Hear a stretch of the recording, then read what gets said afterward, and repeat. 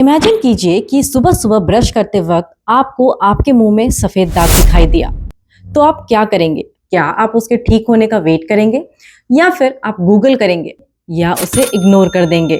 दोस्तों, सच ये है कि ज्यादातर सफेद दाग कैंसरस नहीं होते हैं, पर कुछ केसेस में ये सफेद दाग कैंसर में बदल सकते हैं। उसे पहचानने में अक्सर लोग गलती कर देते हैं। और इस वीडियो को पूरा देखने के बाद आप कभी भी किसी भी सफेद दाग को ऐसे ही इग्नोर नहीं करेंगे।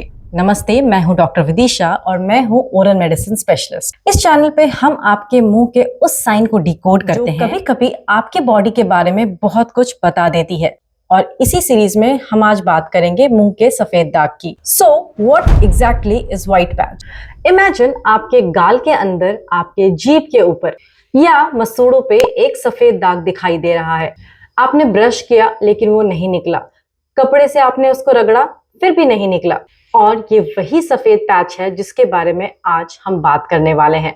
वैसे आपको क्या लगता है, क्या हर सफेद दाग कैंसरस होता है? बिल्कुल नहीं। 5 मोस्ट इंपॉर्टेंट रीजंस होते हैं व्हाइट पैच होने के आपके मुंह में, जिसमें सबसे पहला और मोस्ट इंपॉर्टेंट है टोबैको और गुटखा। इंडिया में हम सब जानते हैं कि कितनी तेजी से लोग तंबाकू या फिर गुटखा कंज्यूम करते हैं। एंड मैंने अपने पिछले कई सारे वीडियो में बताया है कि तंबाकू और गुटखा, इनमें बहुत सारे केमिकल्स होते हैं। जब आप इसको अपने मुंह के अंदर रखते हैं तो ये केमिकल्स आपके माउथ में, आपके मुंह के अंदर रिलीज होता है और आपके मुंह के चमड़े को इरिटेट करता है। आपके मुंह के अंदर इरिटेशन होती है, फ्रिक्शन होता है इन चीजों की वजह से, और उस जगह पे व्हाइट पैच जैसी चीज बन जाती है, जिसे हाइपर केराटोसिस भी बोला जाता है। इनिशियली ये केमिकल्स की वजह से होता है, बार बार एक ही जगह गुटखा रखने की वजह से होता है, एंड बाद में ये सफेद दाग ल्यूकोप्लेकिया में कन्वर्ट हो जाता है।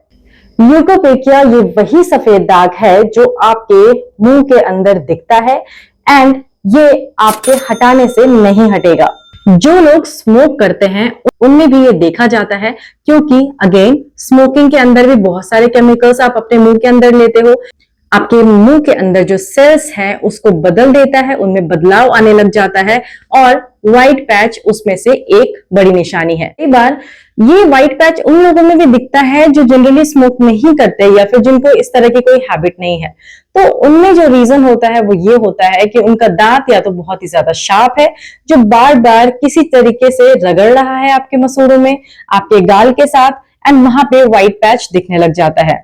जिन लोगों के दांत नहीं होते हैं वो डेंचर पहनते हैं, एंड वो डेंचर अगर सही से फिट नहीं है आपके मुंह में, बार बार हिल रहा है आपके खाने से, तो ये भी इरिटेशन करता है आपके मुंह के अंदर, आपके मुंह के टिश्यू में, और वहां पे व्हाइट पैच की तरह ये अपीयर होने लग जाता है। और कई बार पेशेंट्स इस सफेद दाग को फंगल इन्फेक्शन या फिर किसी तरीके का इन्फेक्शन उनके मुंह में समझ लेते हैं। तो क्या हर सफेद दाग फंगल इन्फेक्शन होता है? अगर आपके मुंह में इन्फेक्शन की वजह से सफेद दाग है तो वो आपके हटाने से हट जाएगा। कई बार वहां पे ब्लीडिंग भी हो सकती है। बट अगर कोई सफेद दाग 2-3 हफ्ते से ज्यादा है या फिर वो हटाने से हट नहीं रहा है, कई बार उसमें दर्द हो रहा है, अल्सर हो रहा है, या फिर आपको हैबिट है टोबैको की या फिर स्मोकिंग की, तो इसको आप फंगल इन्फेक्शन या फिर किसी तरीके का इन्फेक्शन सोचकर इग्नोर करने की गलती मत कीजिए। अगर थोड़ा सा भी डाउट है तो आप किसी डॉक्टर के पास या फिर डेंटिस्ट के पास जा करके उनको एक बार दिखवा लीजिए, ताकि आपको ये पता चल सके कि आखिर आपके मुंह में ये सफेद चीज है क्या। अब बात करते हैं कुछ वार्निंग साइंस की, कि अगर ये साइन आपके मुंह में है तो डेफिनेटली आपको डॉक्टर के पास जाने की जरूरत है। पहला, अगर ये सफेद दाग 2-3 हफ्ते से ज्यादा आपके मुंह में है, ठीक नहीं हो रहा है, तो आपको इस पे ध्यान देना चाहिए, क्योंकि कोई भी घाव आपके मुंह का 10 से 15 दिन में अपने आप ठीक हो जाता है। एंड इसके साथ साथ अगर आपको हैबिट है टोबैको की, स्मोकिंग की, अल्कोहल की, तो ये जो रिस्क है ये दुगना हो जाता है। और अगर आपके मुंह में इस रिस्क फैक्टर के साथ साथ व्हाइट पैच आ रहे हैं, तब तो आपको डेफिनेटली डॉक्टर के पास जा करके इसे दिखाना चाहिए। कई बार अगर आप अपने उस व्हाइट पैच को देखेंगे, अगर व्हाइट पैच में रेडनेस दिखाई दे रही है तो ये डेफिनेटली खतरे का सिग्नल है। अगर आप उस व्हाइट पैच को हटा रहे हो किसी चीज से, चाहे ब्रशिंग के मेथड से या फिर कपड़े से, वो हट नहीं रहा है, थोड़ा सा रुखड़ा लग रहा है आपको या फिर उभरा हुआ लग रहा है, तब भी आपको डॉक्टर को दिखाना चाहिए। एंड अगर ये व्हाइट पैच आपके जीभ पर है या फिर आपके माउथ के फ्लोर पे है, जीभ के नीचे है, तो ये 2 एरिया बहुत ही डेंजरस होते हैं। एंड इस 2 एरिया पे अगर आपको व्हाइट पैच दिखाई दे रहा है तो बिल्कुल आप समय बर्बाद मत कीजिए। अभी कल ही मेरे क्लिनिक में एक पेशेंट आया एंड उसका जो स्टेज था कैंसर का वो काफी एडवांस हो चुका था, वो काफी फैल चुका था, क्योंकि उसने अपने मुंह में हुए अल्सर पे उतना ध्यान नहीं दिया। उसने उसे एक नॉर्मल अल्सर की तरह ट्रीट किया, बहुत ज्यादा टाइम वेस्ट किया वेटिंग पीरियड में, और हमारे पास आने में काफी देर की उन्होंने। मैं बार बार आपको ये बोल रही हूँ कि आप डॉक्टर के पास जाकर के एक बार दिखा लें। तो डॉक्टर आखिर करेंगे क्या? डॉक्टर देखते ही पहचान जाते हैं कि ये जो व्हाइट पैच है ये क्या है। वो एग्जामिन करेंगे, उसे देखेंगे, उसे टच करेंगे, फील करेंगे कि उसका टेक्सचर कैसा है, एंड अगर जरूरत पड़े तो आपको बायोप्सी के लिए भी एडवाइस किया जा सकता है। हाँ, बायोप्सी कोई बहुत बड़ी सर्जरी नहीं होती है, वो एक छोटा सा प्रोसीड्यूर होता है जिसमें आपके मुंह से एक छोटा सा टुकड़ा लिया जाता है ताकि हम उसकी जांच कर सकें। एंड कई बार लोग बायोप्सी का नाम सुन करके डर जाते हैं। उनको ये लगता है कि अगर डॉक्टर ने कहा कि बायोप्सी करानी है तो इसका मतलब मुझे कैंसर है, पर ऐसा नहीं है। Biopsy is not equal to cancer.